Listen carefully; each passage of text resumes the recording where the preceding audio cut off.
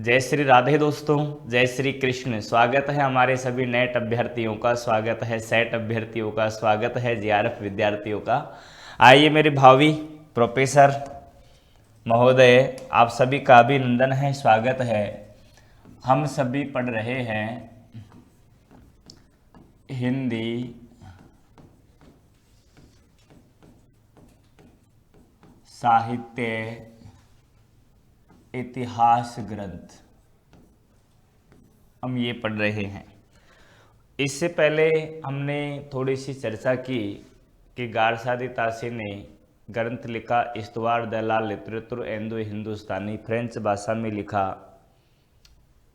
और आप जानते हैं उर्दू के पक्षकार थे और उर्दू का बहुत भयंकर तरीके से उन्होंने पक्ष लिया, हिंदी को बद्धी बोली तक कह दिया। लेकिन नाम रखा कि साहब मैं हिंदी साहित्य का इतिहास लिख रहा हूँ, इसलिए उनका महत्व थोड़ा सा ज़्यादा हो गया। इसके आगे की ओर हम चलकर देखें तो फिर आपकी the modern vernacular literature of Hindustan, George Grayson लिखा। इन्होंने शुद्ध रूप से हिंदी भाषा का इतिहास यानी कि इतिहास ग्रंथ लिखे, ये ग्रंथों की जानकारी दी। लेकिन आप जानते हैं शुरुआत जब किसी बात को लेकर होती है तो कुछ न कुछ त्रुटियां तो हो ही जाती है। तो जॉर्ज ग्रेसन का ग्रंथ भी त्रुटियों के साथ में रहा, तो लेकिन इसमें काल विभाजन का प्रयास किया गया। लेकिन अच्छी बात यह है कि है तो हिंदी साहित्य का इतिहास, लेकिन लिखा गया अंग्रेजी भाषा में।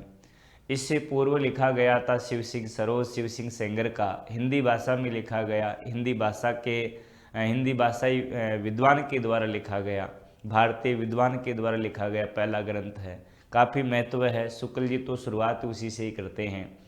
हाँ, लेकिन उसमें थोड़ा सा काल विभाजन, आपकी परिस्थितियाँ, आपके प्रवृत्तियाँ, इनका कोई भी आपके है यानी कि महत्वपूर्ण स्थान नहीं था, इसलिए उनको भी थोड़ा सा स्थान कम दिया गया। अब इसी परंपरा के अंतर्गत अगले हमारे लेखक आते हैं, वो है हमारे मिश्र बंधु। अब आप सभी बिंदु डाल लीजिए मेरे प्यारे मित्रों, मिश्र बंधु ये। और इन मिश्र बंधुओं ने जो रचना लिखी है, इनके ग्रंथ का नाम है, ये नाम है वही इनका ग्रंथ भी है, और वो ये है मिश्र बंधु विनोद। ये देखिए मिश्र बंधु विनोद। अब समझदारी की बात यह है कि ये सवाल बहुत बार आता है कि इस ग्रंथ के कितने भाग हैं। तो आप याद करके रख लीजिए कि इस ग्रंथ के 4 भाग हैं। मिश्र बंधु विनोद के 4 भाग हैं। इनमें से प्रथम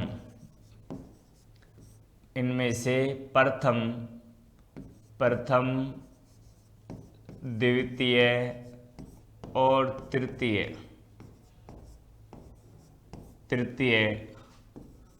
भाग का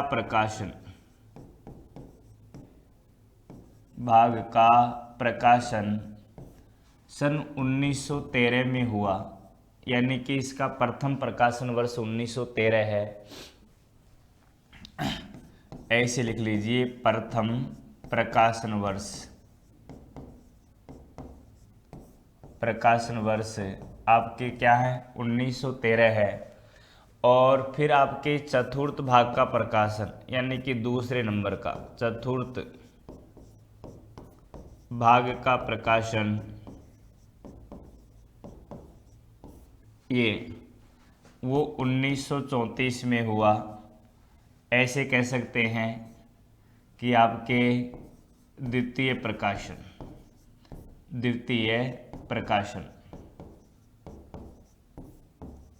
अब आपसे सीधा सा सवाल पूछ लिया जाए कि मिश्र बंधु विनोद का प्रकाशन वर्ष क्या है, तो आपको एक ही उत्तर करना है, सन 1913 है।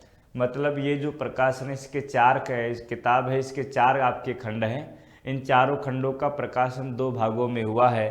तो प्रथम भाग का प्रकाशन तो हुआ है 1913 में, और द्वितीय भाग का आपके प्रकाशन हुआ है 1934 के अंतर्गत।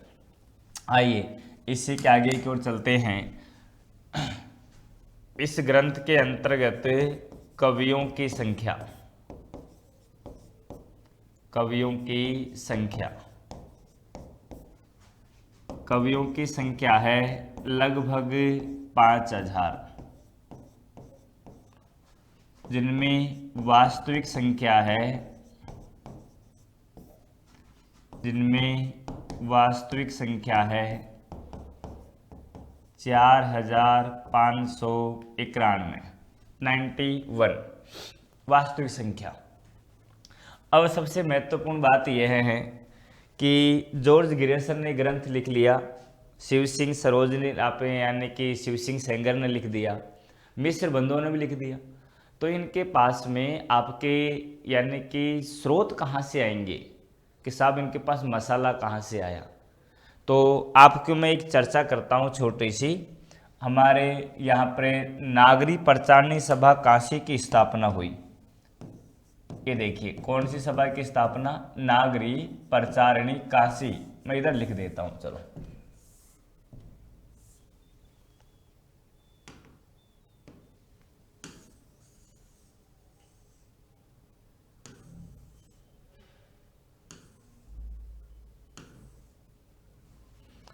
देखिए हमारे, मैं यहाँ पर लिख देता हूँ कि नागरी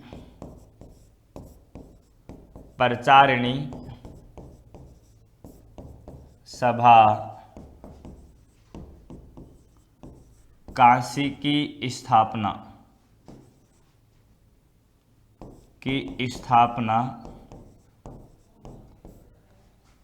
1893 ईस्वी में बाबू श्याम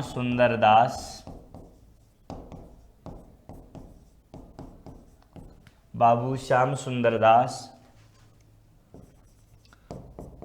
और उनके सहयोगी मित्रों के द्वारा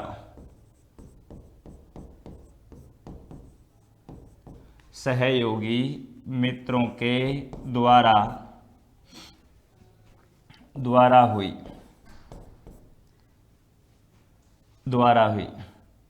इस लाइन को यहाँ पूरी कीजिए, फिर आपके नोट डाल करके फिर लिखिए नागरी प्रचारणी सभा काशी।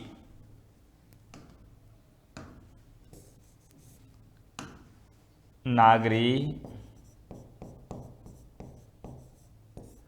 प्रचारणी सभा काशी की ओर से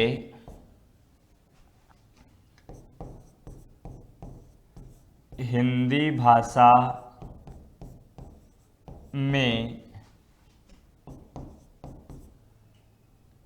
भाषा में लिखे गए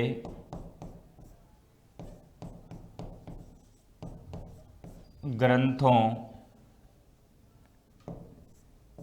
या फिर साहित्य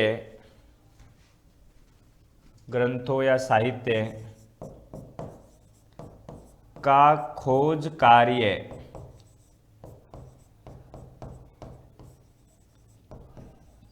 प्रारंभ किया या प्रारंभ हुआ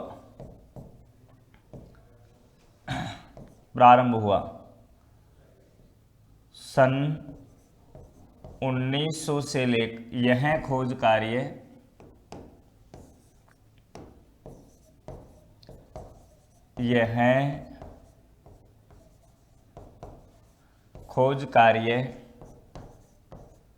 1900 से 1931 तक चला, जिसमें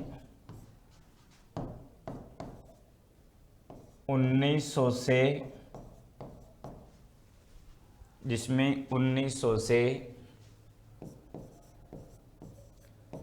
1908 तक बाबू श्याम सुंदर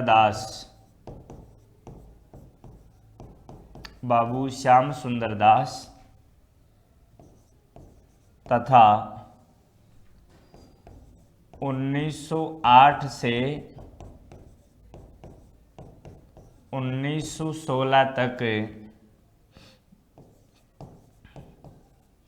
श्याम बिहारी मिश्र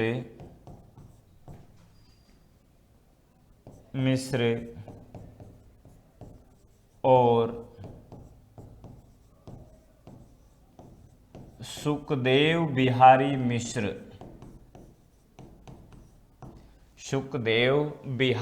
मिश्र, यहाँ तक लिख लिया होगा आपने। श्याम बिहारी मिश्र और सुखदेव बिहारी मिश्र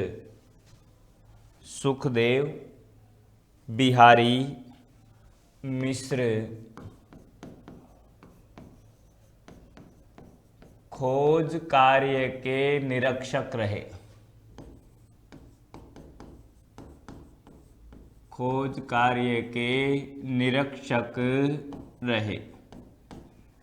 ये देखिए, तो कुल मिलाकर के नागरिक प्रचारणी सभा काशी की ओर से सन 1900 से लेकर 1921 तक आपके खोज कार्य, हिंदी ग्रंथ खोज कार्य। भाई हिंदी के हमारे जितने भी विद्वान हैं, कौन विद्वान कहाँ पर हिंदी साहित्य में कविता लिख गया, उपन्यास लिख लिया, निबंध लिखकर चला गया, उसका न तो हमको आता न हमको पता।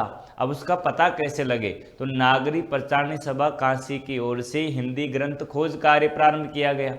अभी हिंदी ग्रंथ खोज कार्य प्रारंभ किया गया तो इसके आपके यानी कि सर्वप्रथम तो इसके निरीक्षक रहे बाबू श्याम सुंदर दास और इसके पश्चात रहे आपके मिश्र बंधु। अब कहने के समझने की बात यह है कि आपको पता लग गया कि कहाँ पर किस विद्वान ने कौन सा ग्रंथ लिखा है, तो आपको पता लग गया तो अब हिंदी साहित्य इतिहास लिखने में क्या जोर आएगा? कवियों की सामग्री तो मिली गई, तो मिश्र बंधुओं को सामग्री मिल गई, इसलिए इन्होंने मिश्र बंधु विनोद लिख दिया। और आचार्य क्या नाम है आपके बाबू श्याम सुंदर दास, इनको भी मसाला मिल गया तो इन्होंने हिंदी कोविद रत्नमाला लिख दी। समझ रहे हैं? तो हिंदी भाषा और साहित्य लिख दिया। कुल मिलाकर की जैसी सामग्री मिल गई वैसे इन्होंने साहित्य ग्रंथ का आपके यानी कि रचनात्मक दृष्टिकोण चालू कर दिया। अब इनको मसाला तो मिल गया। अब आइए, मसाला मिल गया तो इन्होंने लगभग आपके 5000 कवियों का वर्णन किया, जिसमें से आपके वास्तविक संख्या है 4591। आगे लिखिए,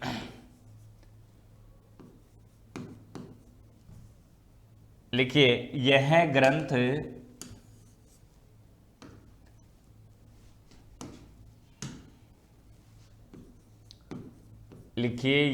ग्रंथ बहुत बड़ा है, जिसमें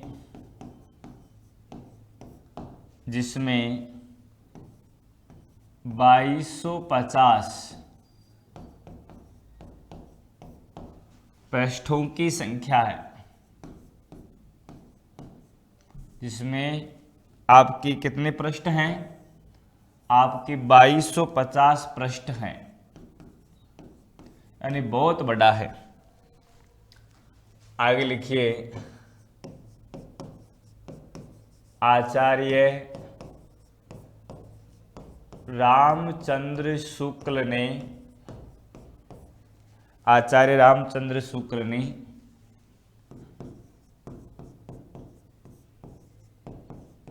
मिश्र बिंदुओं को परिश्रमी संकलनकर्ता कहा है। परिश्रमी संकलनकर्ता तथा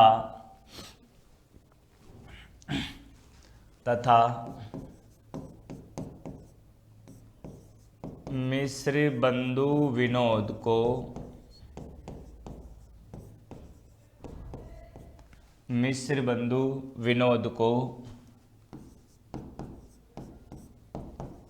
बड़ा भारी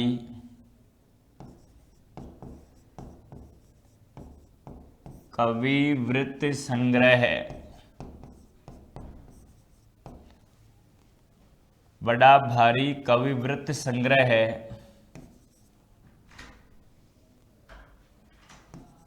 कहा। ये देखिए, आचार्य रामचंद्र शुक्ल ने ने मिस्र बंधुओं को परिश्रमी संकलन करता तथा मिस्र बंधु विनोद को बड़ा भारी कवि व्रत संग्रह कहा। कुल मिलाकर के उनकी नज़र के अंतर ग्रंथ बड़ा जरूर है, लेकिन इसमें हिंदी साहित्य इतिहास की जो महत्वपूर्ण प्रवृत्तियाँ होनी चाहिए, आपकी परिस्थितियाँ होनी चाहिए, काल विभाजन का सही आपके मूल्यांकन होना चाहिए, वो इस ग्रंथ में नहीं है। आगे देखिए, लिखिए मिस्र बंधुओं ने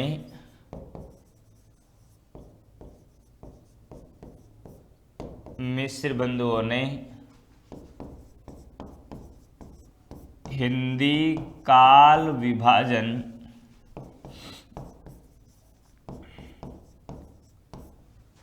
पांच प्रधान कालखंडों में किया।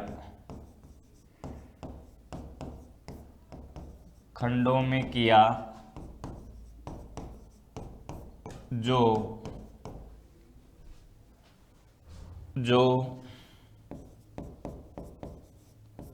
जॉर्ज ग्रियर्सन की तुलना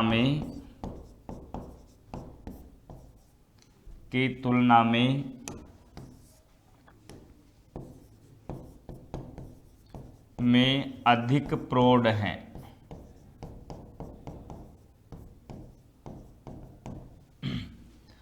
आगे लिखिए,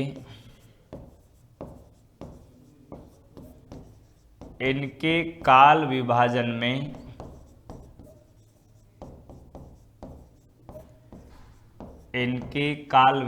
में पूर्व, उत्तर,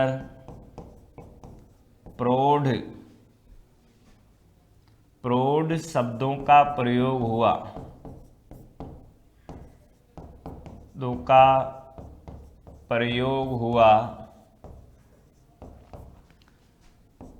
जिससे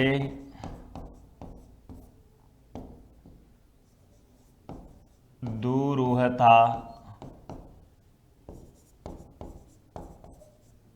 उत्पन्न होती है। लिखते जाइए मेरे साथ साथ।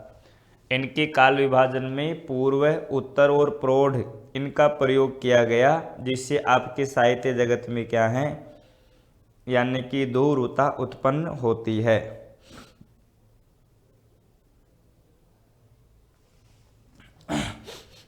आगे लिख लीजिए, इस ग्रंथ से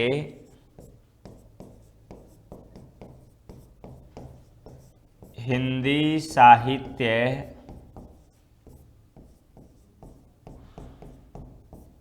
जगत में इतिवृत्तात्मक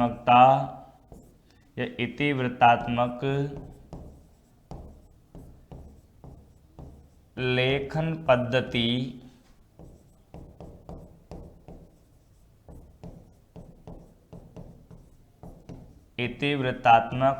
पद्धति प्रारंभ होती है।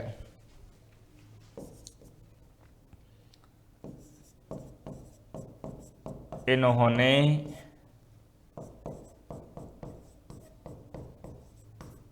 साहित्यिक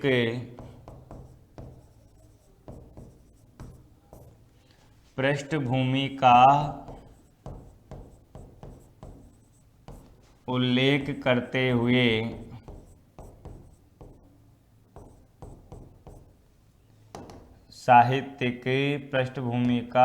उल्लेख करते हुए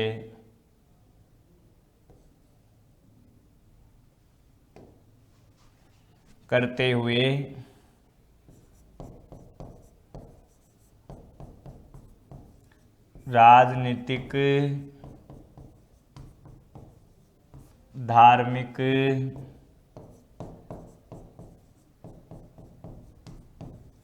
सामाजिक एवं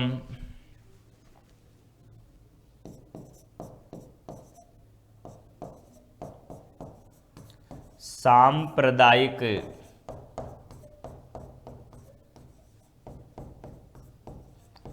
परिस्थितियों का वर्णन किया। तो देखिए, यह एक ऐसा पहला ग्रंथ बन चुका है जहां से इतिवृत्तात्मक लेखन पद्धति प्रारंभ होती है।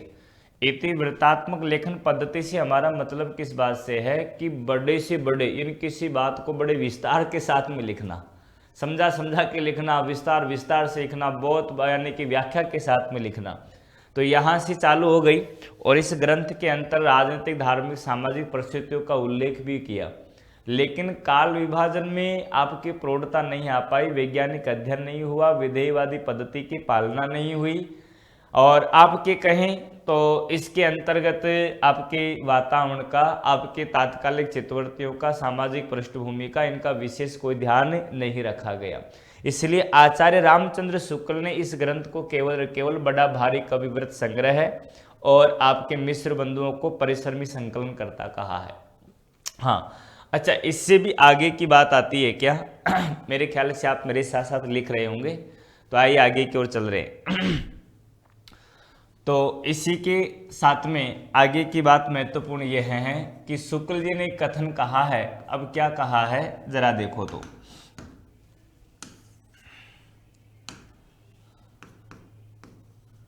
लिखिए, कवियों के परिचयात्मक विवरण प्राय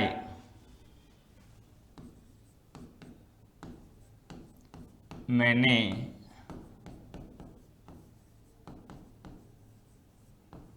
मिश्र बंधु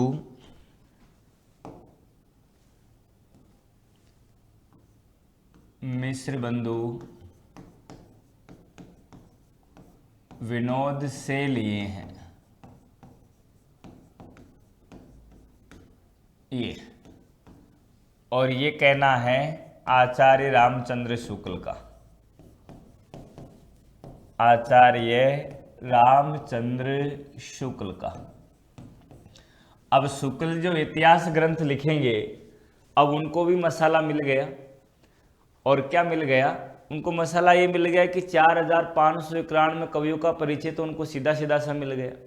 अब उनके आधार पर उनके कालखंड, उनकी प्रवृत्तियां, उनकी परिस्थिति, वातावरण के आधार पर काल विभाजन कर देंगे। शुक्ल जी को क्या जोर आएगा? जोर तो इनको आया है जो बेचारों ने 5000 के लगभग 5000 कवियों का अपने पर यानी कि संकलन जुटाया कि हिंदी के इतने लेखक हैं, इतने राइटर हैं, आपके इतने आपके विद्वान रहे हैं। और ये तो वो हैं जिनका पता लग गया, और ऐसे इतने होंगे जिनका पता ही नहीं है। अब ऐसे आपके भी अड़ोस पड़ोस में ऐसे बहुत सारे कवि होंगे, लेखक होंगे जिनकी किताब भी मार्केट में आई नहीं पाई, मशहूर नहीं पाई, लिखते बहुत अच्छे थे, मशहूर प्रसिद्ध भी बहुत थे, लेकिन उनकी किताबें समय के हिसाब से, पुस्तकें उनके समय के हिसाब से उपस्थित नहीं है। अब नहीं है तो वो गौण हो गए। सो आपके भक्ति काल में आप तुलसीदास जी को बड़ा महत्वपूर्ण मानते हो। क्यों मानते हो? क्योंकि तुलसी जी की रामचरितमानस से संसार भर में प्रसिद्ध है, और वो कई गली न छाप के यानी बिगड़ी, तो आज तुलसीदास जी को बड़े महत्वपूर्ण तरीके से याद किया जाता है। ऐसे सूरदास जी के मिल गए सूरदास जी को, और सूरदास जी के साथ में श्रेष्ठ आपके यानी कि और भी कई विद्वान, उन्होंने पद तो लिखे ही होंगे, लेकिन किसी के कुछ पद मिलते हैं, किसी के कितने से पद मिलते हैं, तो स्थिति डामाडोल से हो जाती है। तो इनको क्या है, शुक्ल जी ने इतिहास लिखा तो उनको इसमें से सहारा मिल गया। इससे पहले हिंदी कोविद रत्नमाला में लिखी बाबू श्याम चंद्र दास ने, उससे उन्होंने सहारा ले लिया। ब्रज माधुरी सार लिखा वियोगी हरि ने, उनका नाम है हरिहर द्विवेदी, तो उन्होंने आपके उससे आपके यानी कि उनको फायदा मिल गया। तो इनको तो शुक्ल जी को तो इतिहास पंचांग के रूप में प्राप्त होगा, इन्हें तैयार किया हुआ मसाला, समझ रहे हैं? हाँ, और शुक्ल जी को तो पंचांग ज्ञान आपके यानी कि साहित्य इतिहास पंचांग के रूप में तो आपके यानी कि मिला है, ऐसा कहना है हमारे नामवर सिंह का। और ऐसा भी कहा है कि इन्होंने इतिहास जुटाया है, जगाया नहीं, ऐसा कहना है आपके जनेंद्र कुमार का। तो कुल मिलाकर के बात यहाँ तक आपने देखी। अब आइए इसी के साथ के अंतर्गत हमारे इन्होंने यानी कि शुक्ल जी के नज़र के अंतर्गत ये ग्रंथ आपके कविवृत्त संग्रह रहा। अब इन्होंने प्रधान काल विभाजन किया 5 खंडों में, लेकिन काल विभाजन टोटल निकाल के देखते हैं तो 8 खंड निकल करके आते हैं। अब कैसे कैसे, जैसे कि इन्होंने नाम रख दिया कैसे, जैसे मैंने यहाँ पर एक बिंदु लिखा था, ये देखो पूर्व, उत्तर और प्रौढ़, तो इन्होंने 3 शब्दों का प्रयोग कर दिया, जैसे पूर्व अलंकृत काल, और सॉरी जैसे कि पूर्व आपके यानी कि आरंभिक काल, उत्तर आरंभिक काल, फिर आगे चले तो पूर्व आपके यानी कि मध्यकाल यानी कि माध्यमिक काल, और दूसरा आपके लिख दिया प्रौढ़ माध्यमिक काल, इस तरीके से। तो पूर्व उत्तर प्रौढ़ तो सही तरीके से विभाजन नहीं हो पाया, तो 2 और 2 4 और 2 आपके कितने हो गए 6, फिर एक लिख दिया इन्होंने परिवर्तन काल, एक लिख दिया वर्तमान काल, तो कुल मिलाकर के 8 खंड हो गए टोटल देखते हैं तुम। लेकिन जब काल विभाजन पढ़ेंगे तब उनके बारे में विस्तार से जानकारी प्राप्त करेंगे, फिलहाल इतना ही है। हाँ, तो इसी के साथ में आइए लिखिए अगला बिंदु, मिस्र बिंदुओं ने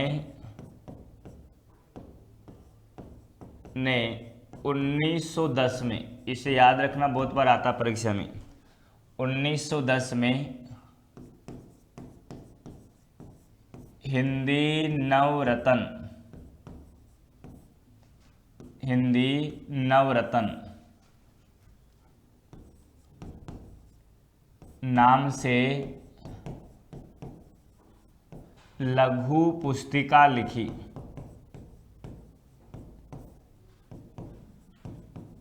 लघु पुस्तिका लिखी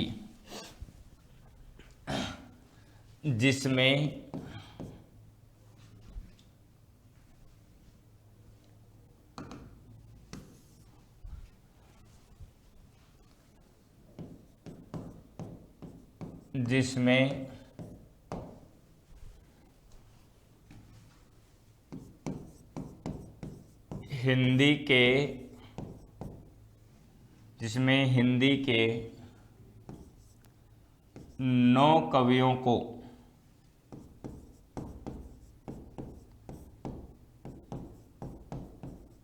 हिंदी नवरत्न माना।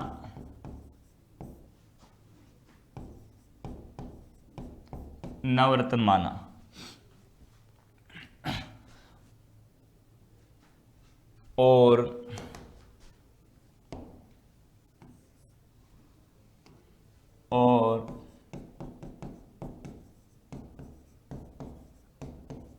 कवियों की 3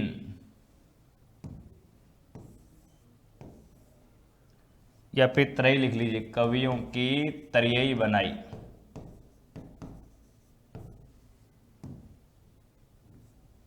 ये अब कौन कौन सी त्रयी बनाई, तो ये देखिए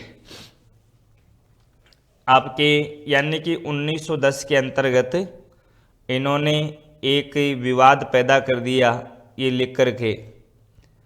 अब वो विवाद क्या पैदा किया, इन्होंने एक त्रयी की स्थापना कर दी जिसमें पहला नाम दिया इन्होंने बृहत्त्रयी। ये बृहत्त्रयी, और इसमें 3 कवियों को स्थान दिया इन्होंने, जैसे कि पहले तुलसीदास जी महाराज, और फिर आपके सूरदास जी महाराज, और फिर आपके देव कवि। ये रीतिकाल के हैं, रीतिकालीन देव कवि, और दोनों भक्ति काल के थे। ये फिर इन्होंने बनाई मध्य त्रयी।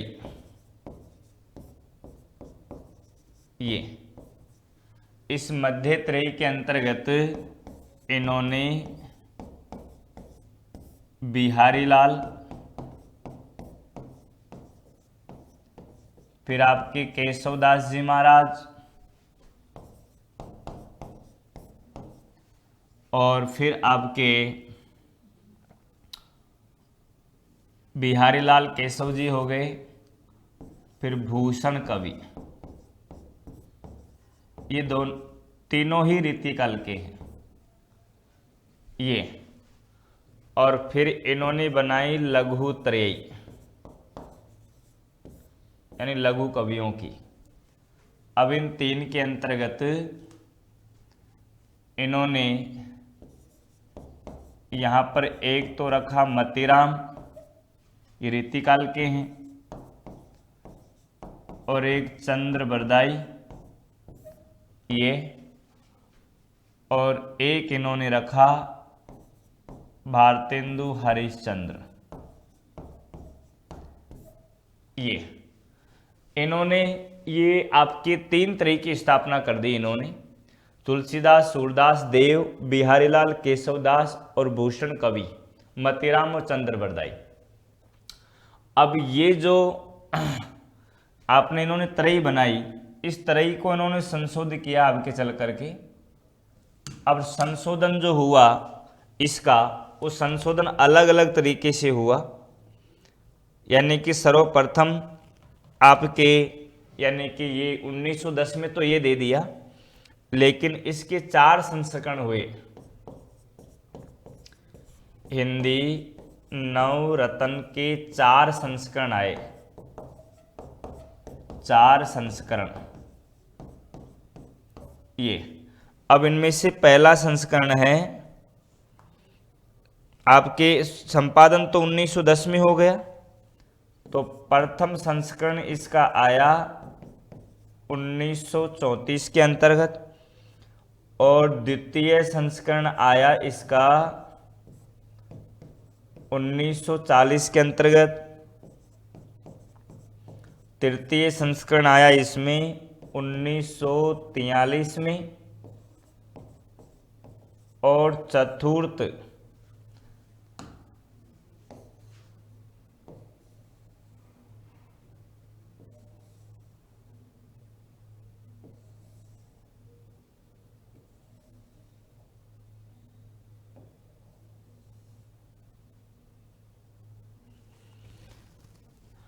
इसका चतुर्थ संस्करण आया 43 का आ गया तीसरा, और चतुर्थ आ गया 1944 में। अब क्या है कि जैसे इसका चतुर्थ संस्करण आया ना, तो इन्होंने इसके दूसरे संस्करण में हल्का सा संशोधन कर दिया। प्रथम संस्करण में संशोधन नहीं किया, दूसरे संस्करण में हल्का सा इन्होंने संशोधन कर दिया, और मैं इधर लिख देता हूं,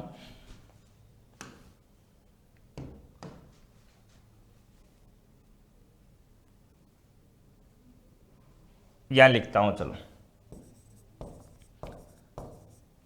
लिखिए। दूसरे संस्करण में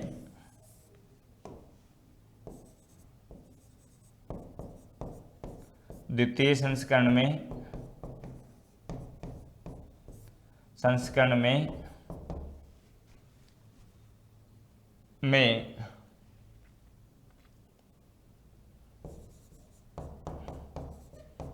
आंशिक परिवर्तन करते हुए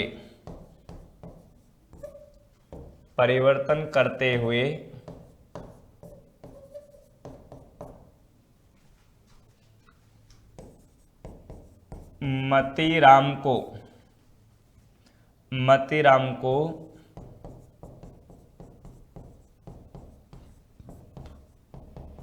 त्रिपाठी बंधु नाम से लघुत्रय में शामिल किया, लघुत्रय में शामिल किया,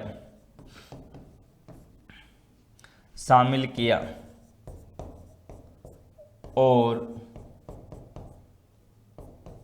मध्यत्रय में कबीरदास को शामिल किया, कबीरदास को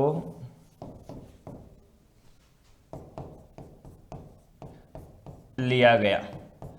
अब देखिए, दूसरे संस्करण में आंशिक परिवर्तन हो गया, उस परिवर्तन में इन्होंने मतीराम को तो ले गए, ये किसमें आपके चौथे यानी कि दूसरे लघुत्रय के अंतर ले गए, और वहां पर आंशिक संशोधन कर दिया, और उन्होंने आपके मतीराम को और इनको तो ले गए त्रिपाठी बंधु के नाम से, और फिर आपके त्रिपाठी बंधु के नाम से कबीरदास जी को आपके लघुत्रय के अंतर्गत शामिल इन्होंने अपनी तरफ से कर दिया। ये ध्यान रखिए। तो मेरे ख्याल से आप इस बात को समझ गए होंगे। अब इसमें आपको किसी प्रकार की शंका नहीं होनी चाहिए। चलो अब आगे को लिख लीजिए, इनका हो गया ये त्रिपाठी बंधुओं वाला। अब इसकी जो मानक त्रयी रही उसमें आप देखो तरीन की जो नवरत्न रहे हिंदी के इनकी तरफ से, उनमें से पहली है आपकी बृहत त्रयी। तो बृहत त्रयी के अंतर्गत इनको कौन कौन से आ गए? एक तो महाराज तुलसीदास जी, तुलसीदास, और फिर आपके सूरदास जी महाराज, और फिर आपके आ गए देव कवि रीतिकाल के, ये बृहत्त्रयी में। अब मध्य के अंतर्गत आइए, मध्य त्रयी की बात करें तो फिर आपके बिहारी लाल, बिहारी लाल, फिर केशवदास जी, और फिर आपके कबीरदास जी महाराज, ये। और लघुत्रयी, लघुत्रयी के अंतर्गत फिर आपकी त्रिपाठी बंधु, त्रिपाठी बंधु, त्रिपाठी बंधु, और त्रिपाठी बंधु के अलावा फिर आपके हरिश्चंद्र, और फिर आपके चंद्रवरदाई, इनको शामिल किया। त्रिपाठी बंधु ये आपके ये हैं कौन कौन से? मतीराम त्रिपाठी, ये भूषण त्रिपाठी, और चिंतामणि त्रिपाठी, और फिर आपके जटाशंकर त्रिपाठी। इसमें जटाशंकर का साहित्य से संबंध नहीं है, साहित्य से संबंध नहीं, लेकिन यहां पर इन्होंने विशेष रूप से जो नाम लिखे मतीराम और भूषण के लिए लिखा। लेकिन त्रिपाठी बंधुओं में जटा आपके चिंतामणि और जटाशंकर भी आते हैं, तो तीनों तो हो गए त्रिपाठी बंधुओं में, और बाकी ऐसे कैसे रह गए। अब आइए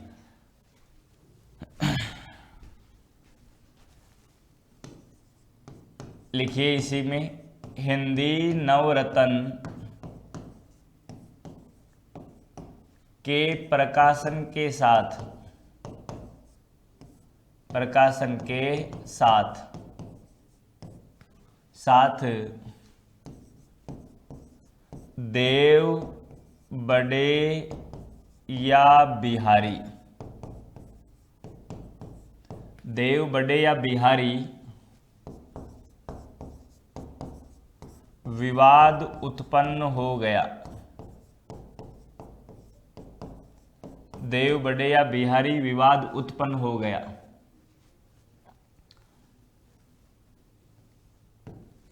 विवाद उत्पन्न हो गया।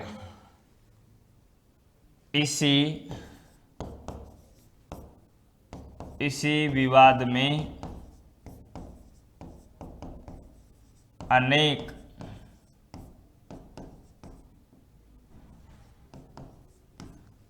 अनेक विद्वानों ने भाग लिया। अनेक विद्वानों ने भाग लिया, जिसमें से अब मैं लिखता हूं, देखो, देव बड़े या बिहारी विवाद पैदा हो गया। थोड़ा सा यहां से लिखना चालू कर रहा हूं। जिसमें जो भाग लेने वाले हैं, एक तो है कृष्ण बिहारी मिश्र, कृष्ण बिहारी मिश्र, इन्होंने कृति लिखी देव और बिहारी, और देव को बड़ा माना, देव को बड़ा माना। और फिर आपके इसी में ही आ गए लाला भगवान दीन, इन्होंने लिखी कृति बिहारी और देव, इन्होंने बिहारी लाल को बड़ा माना। बिहारी लाल को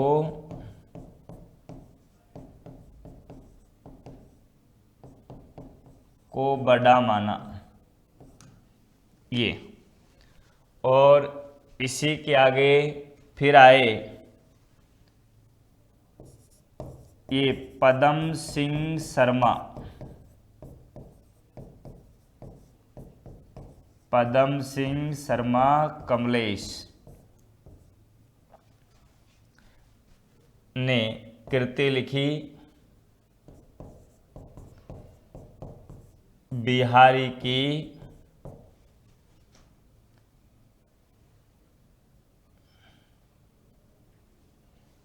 इन्होंने कृति लिखी बिहारी और सादी कवि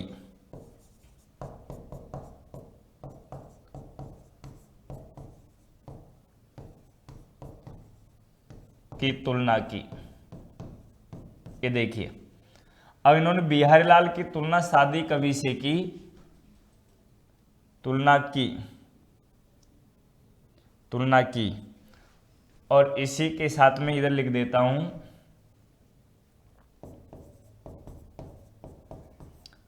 बिहारी लाल को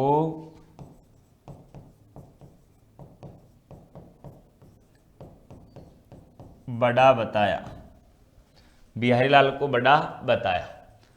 अब जरा देखो, पदम सिंह शर्मा कमलेश ने बिहारी कवि की सादी कवि के साथ में बिहारी लाल की सादी कवि के साथ में इन्होंने तुलना कर दी और बिहारी लाल को बड़ा बताया। ध्यान रखिए, देव से, ध्यान रखिए, बिहारी लाल को क्या बताया है? देव से बड़ा बताया।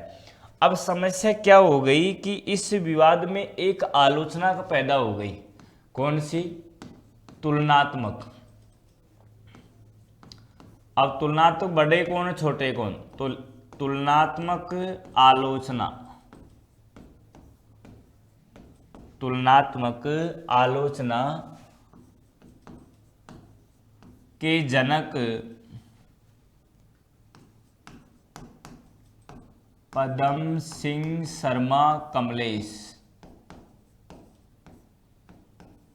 पदम सिंह शर्मा कमलेश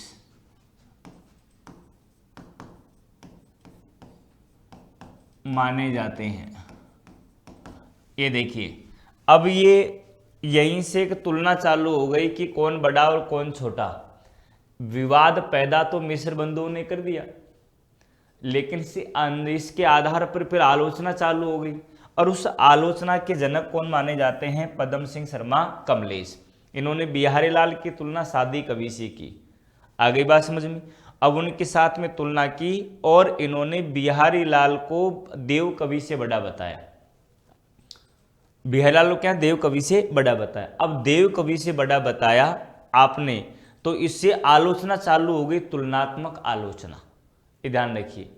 और तुलनात्मक आलोचना के जनक कौन माने जाएंगे? आपके पदम सिंह शर्मा कमलेश। ये ध्यान रखिए।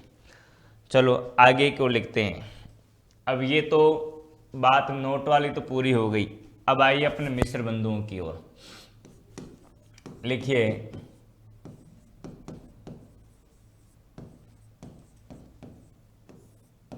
मिश्र बंधुओं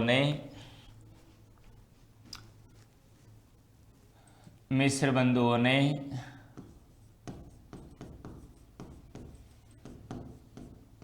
आदिकाल को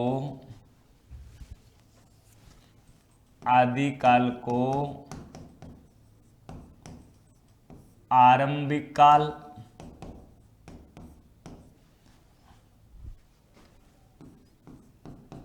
रीति काल को, ये सवाल लिख रहा हूं, बहुत बार आते हैं, रीति काल को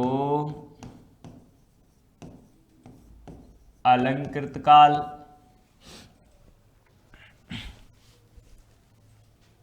अलंकृत काल तथा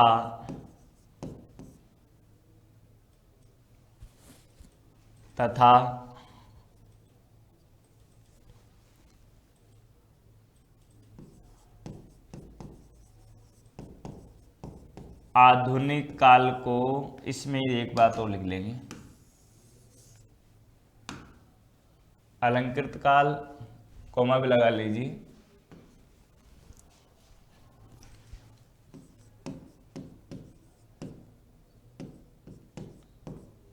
संक्रांति काल को परिवर्तन काल,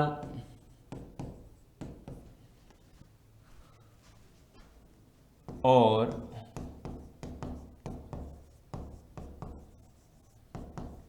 आधुनिक काल को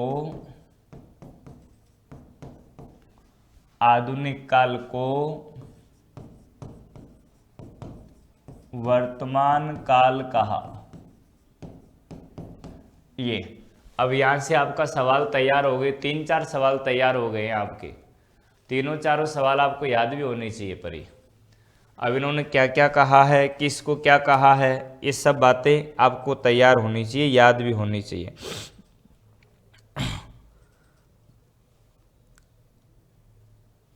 परिवर्तन काल कहा और क्या कहा, वर्तमान काल कहा।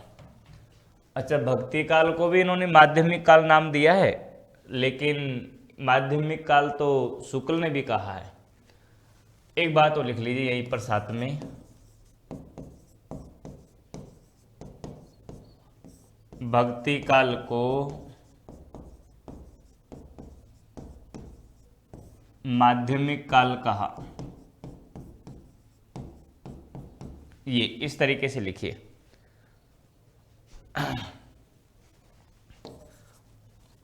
और प्रत्येक कालखंड को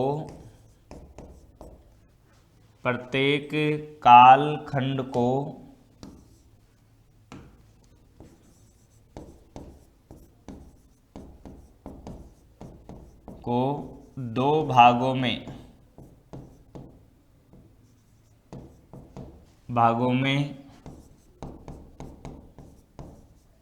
बांटना मिस्र बंधुओं से प्रारंभ हुआ। जैसे कि पूर्व आपके माध्यमिक काल, फिर जैसे कि उत्तर माध्यमिक काल या फिर प्रौढ़ काल, समझ रहे हैं, इस तरीके दो भागों में बांटना। शुक्ल जी भी बांटते हैं पूर्व मध्य काल, उत्तर मध्य काल, तो चालू परंपरा यहां से हुई है। आगे लिख लीजिए, लिखिए, मिस्र बंधुओं ने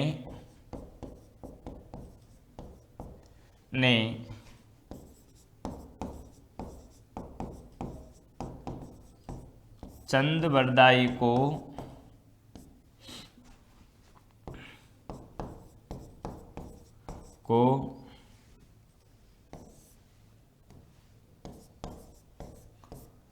हिंदी का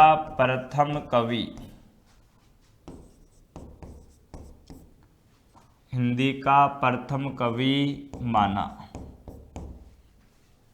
लेकिन ये सर्वसम्मति नहीं रही। और आगे लिख लीजिए,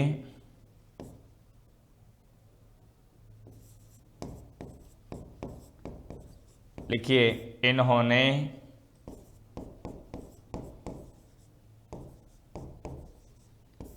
गोरखनाथ को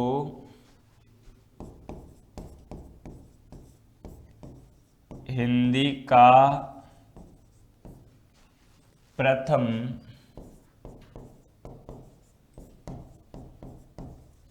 गद्य लेखक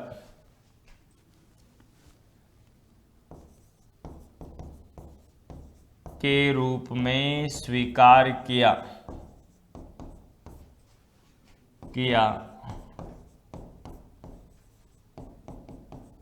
और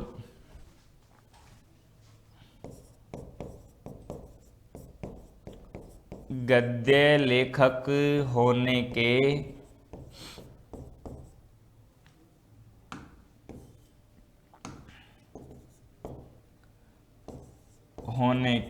साक्ष्य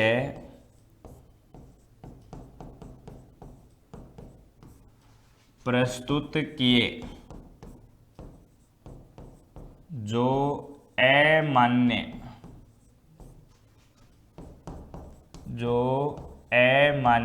सिद्ध हुए। ये लीजिए, अब आप इसको लिख लीजिए। मिस्र बंधुओं से संबंधित आपकी जानकारी लगभग आपकी पूरी सी हो गई है।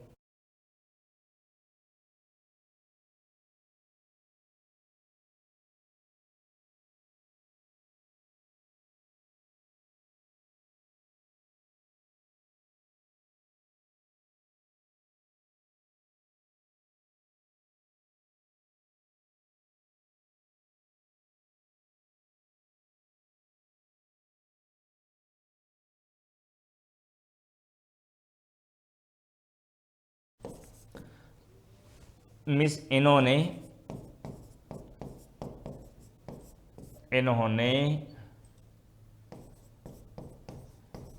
हिंदी भाषा का विकास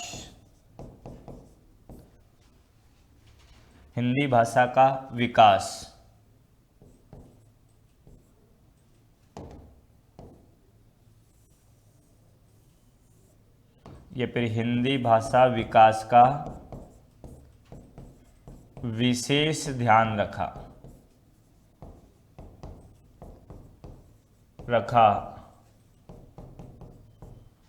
और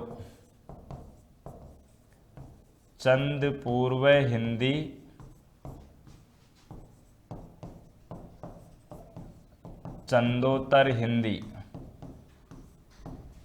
चंदोत्तर हिंदी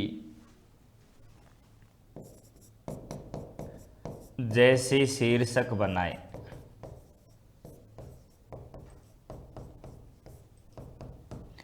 और इसी के आगे एक बात और लिख ली,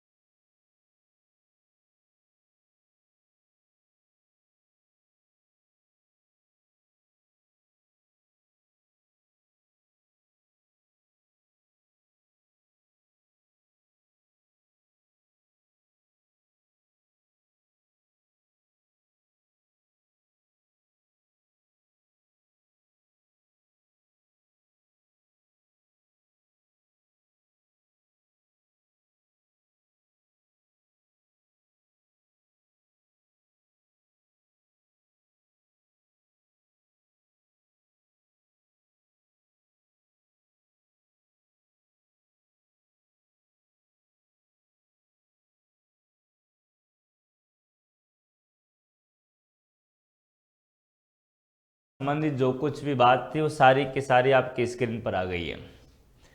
हाँ, अब मिस्र बंधुओं से संबंधित यदि कोई सवाल पूछा जाएगा तो उम्मीद ये करता हूँ कि इसी में से आएगा, और आगे तो ईश्वर की माया ईश्वर ही जाने। अब जरा देखिए, इनमें से सवाल क्या क्या बन सकते हैं, आपके कहाँ कहाँ से बन सकते हैं। आपने एक बार लिख लिया, अब इसको आप विस्तार से समझ लीजिए। आइए जरा हम चलते हैं पूर्व की ओर। आइए, हम पढ़ रहे थे आज मिस्र बंधुओं के बारे में। हमारे हिंदी साहित्य इतिहास लेखन परंपरा में मैंने आपको पहला ग्रंथ पढ़ाया, वो था आपकी गारसादितासी का। दूसरा पढ़ाया जो आपके शिव सिंह सेंगर का। तीसरा पढ़ाया जॉर्ज ग्रियर्सन का। अब हम चौथे क्रम पर लेकर आते हैं मिस्र बंधु को। अब मिस्र बंधु जो हमारे लेखक हैं, ये मिस्र बंधु आपके विशेष रूप से आपके 3 भाई हैं। कितने भाई हैं? ये 3 भाई हैं, ये ध्यान रखिए। अब वो 3 भाई कौन कौन से हैं? ये 3 भाई ये हैं, एक तो है गणेश बिहारी मिश्र। 3 भाई कौन कौन से? गणेश बिहारी मिश्र ये। और दूसरा भाई है श्याम बिहारी मिश्र ये। और तीसरा है हमारा सुखदेव बिहारी मिश्र,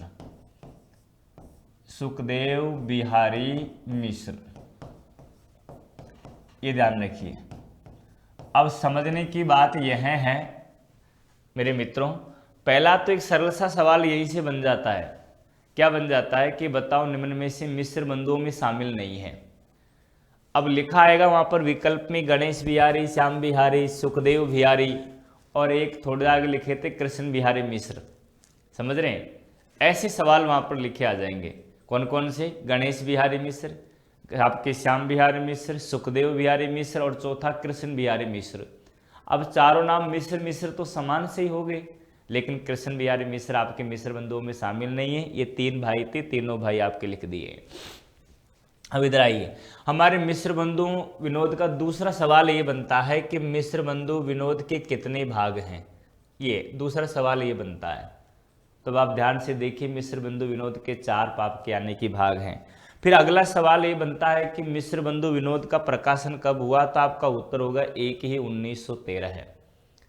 अब सवाल ये आएगा कि इसके 4 भाग हैं, उन चारों भागों में से प्रथम, द्वितीय और तृतीय भाग का प्रकाशन कब हुआ? 1913 में। और आपके चतुर्थ अंतिम भाग का प्रकाशन हुआ 1934 में। ऐसे याद नहीं रहे तो ऐसे रख लीजिए, 1 और 3 कितने होते हैं? 4, तो लास्ट में 4 जोड़ दीजिए, यानी कि 1934। यानी प्रथम प्रकाशन तो है 1913, द्वितीय प्रकाशन है 1934, लेकिन वो खंडों के हैं, ध्यान रखिए, पहला, दूसरा, तीसरा और अंत में चौथा। हाँ, अभी इसमें सवाल फिर बनता है कि मिश्र बंधु विनोद के अंतर्गत लगभग हमारे कवियों की संख्या कितनी, कितने कवियों का परिचय दिया गया। तो हमारा उत्तर होगा लगभग 5000, जबकि इनकी वास्तविक संख्या कितनी है? 4591 संख्या है। अब यहाँ से एक बात समझनी है, समझनी क्या है कि साहब 5000 में इसमें तो 500 का अंतर हो गया, लेकिन 500 से ऊपर कोई संख्या चली जाती है तो उसको अगली संख्या में लगभग में गिना जाता है। यदि 500 से कम होती 4300 के आसपास तो हम ये कह सकते थे कि लगभग 4000, समझ रहे हैं। लेकिन आपके 5, 4.5 से ऊपर है, इसलिए आपके लगभग 5000 गिनती में आ जाएगी। फिर आपका अगला सवाल है, अच्छा सवाल ये आ जाए कि साहब विकल्प में एक साथ दोनों 5000 और 4591 आ गए तो क्या करेंगे? ऐसा कभी नहीं आ सकता। पेपर बनाने वाला मूर्ख नहीं है, वो किसी भी यूनिवर्सिटी का प्रोफेसर होगा, विभागाध्यक्ष होगा, सामान्य नहीं होगा, ध्यान रख लीजिए। हाँ, अगले पर आइए, नागरिक प्रचारणी सभा की स्थापना। अच्छा सवाल आ जाए कब हुई थी, तो आपका सवाल आता है, बहुत बार आ चुका है, 1893 ईस्वी में। बाबू श्याम सुंदर दास के साथ में 3-4 युवक और भी थे, कॉलेज के उत्साही युवक थे, उनके द्वारा इसकी स्थापना की गई थी। 1896 के अंतर्गत यहाँ से नागरिक प्रचारणी पत्रिका का संपादन चालू हो गया, और फिर आपके बाबू श्याम सुंदर दास इसके पहले आपके संपादक रहे। नागरिक प्रचारणी सभा काशी के राधा कृष्ण दास जी को अध्यक्ष बना दिया गया, जो आपके भारतेंदु हरिश्चंद्र के फूफेरी भाई थे, समझ रहे हैं। फिर आपके 1900 के अंतर्गत 1903 के बाद में आपके महावीर प्रसाद द्विवेदी आपके यानी कि वो भी इसकी तरफ आपका रुझान दिखाने लगे और काफ़ी प्रचार प्रसार भी इनका होने लगा। और फिर इसी की समकालीन एक सरस्वती पत्रिका आ गई, जिसके अंतर्गत श्याम बिहारी, ये आपके श्याम सुंदर दास वगैरह उसके संपादन में भी शामिल हुए। और 1903 से 1920 तक सरस्वती पत्रिका का संपादन महावीर प्रसाद द्विवेदी ने किया, वो काफ़ी महत्वपूर्ण है, ध्यान रखिए। अभी देखिए, आपके सहयोगी मित्रों से हुई तो नागरिक प्रचारणी सभा काशी हिंदी की सर्वश्रेष्ठ संस्था साबित हुई, और इन्होंने हिंदी के प्रचार प्रसार के लिए अपना महत्वपूर्ण योगदान दिया।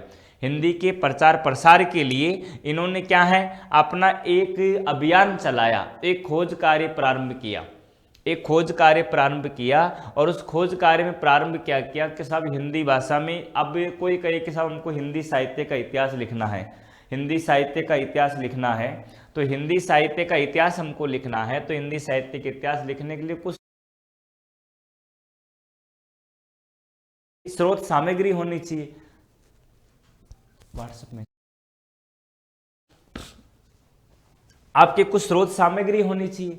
अब स्रोत सामग्री कहाँ से आए? अब स्रोत सामग्री को लेकर आने के लिए क्या है, हमारे विशेष रूप से यानी कि कुछ अभियान चलाया गया, और उस अभियान का नाम था कि आपकी हिंदी भाषा में लिखे गए हिंदी ग्रंथों की खोज। अब ये खोज प्रारंभ हो गई तो 1900 से चालू हुई और 1921 तक लगभग चलती रही। तो सन 1908 तक तो इसके अध्यक्ष यानी खोज कार्य के निरीक्षक रहे बाबू श्याम सुंदर दास। उसके पश्चात आ गए ये मिश्र बंधु।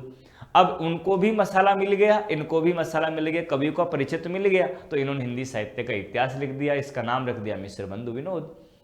हाँ, अब उस समय तत्काल में बहुत सारे आपके अनगिनत लेखकों का परिचय मिला कि साहब वहाँ पर ये लेखक है, इनके ये पद हैं, उनकी सबकी सामग्री को किसने जुटाया, आपके मिस्र यानी कि आपके मिस्र बंधुओं ने जुटाया और अपने ग्रंथ में उनका संग्रह करके उनका छाप दिया, मुद्रण करवा दिया है। और ये ग्रंथ बड़ा बन गया, तो लगभग इसके 2250 पृष्ठ बन गए, इतना बड़ा भयंकर बड़ा आपके ग्रंथ बन गया है। और आगे देखिए, तो ये भी सवाल आ सकता है परीक्षा के अंतर्गत कि आपके नागरिक प्रचारणी सभा काशी के स्थापना किसने करवाई, तो बाबू श्याम सुंदर दास उनके मित्रों ने करवाई थी। नागरिक प्रचारणी सभा काशी का खोज कार्य हिंदी ग्रंथों का कब से कब चालू हुआ, तो 1900 से 1921 तक रहा। 1900 से 1908 तक उसके अध्यक्ष कौन है, बाबू श्याम सुंदर दास। 8 से 16 तक उसके अध्यक्ष हैं आपके मिश्र बंधु। ये सवाल आ सकता है। अब सवाल आ जाए कि इस ग्रंथ में पृष्ठों की संख्या कितनी, कितना बड़ा ग्रंथ है, कि साहब आप कहते हो बड़ा ग्रंथ है, बड़ा ग्रंथ है, कितना बड़ा ग्रंथ है, तो आपका सीधा सा उत्तर 2250, तो इसमें पृष्ठ ही हैं। इसमें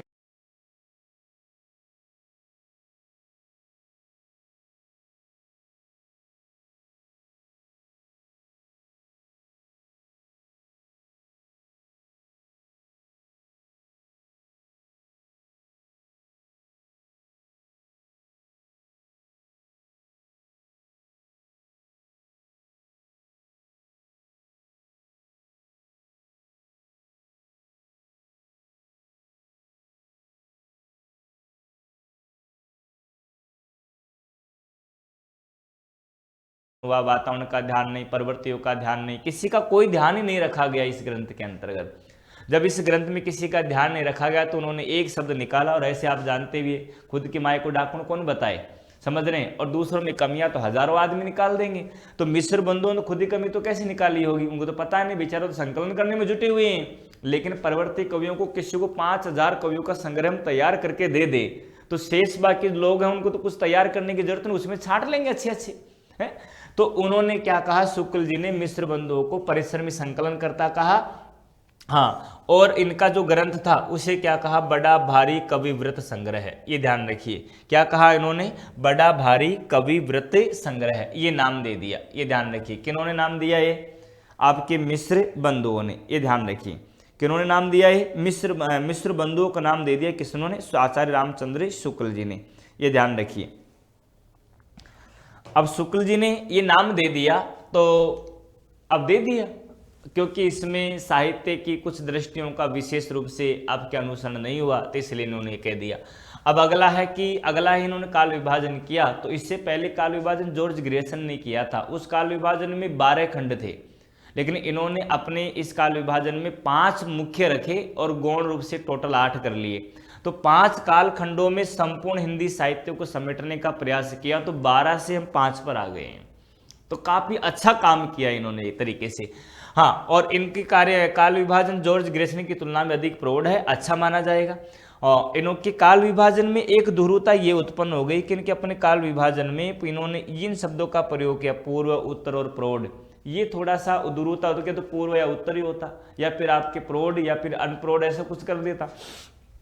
इस ग्रंथ में हिंदी साहित्य जगत में इतिवृत्तात्मकता से मतलब है कि इन्होंने इतना विस्तार से वर्णन किया कवियों के बारे में, बड़े विस्तार से यानी कि तन्मयता के साथ में वर्णन किया।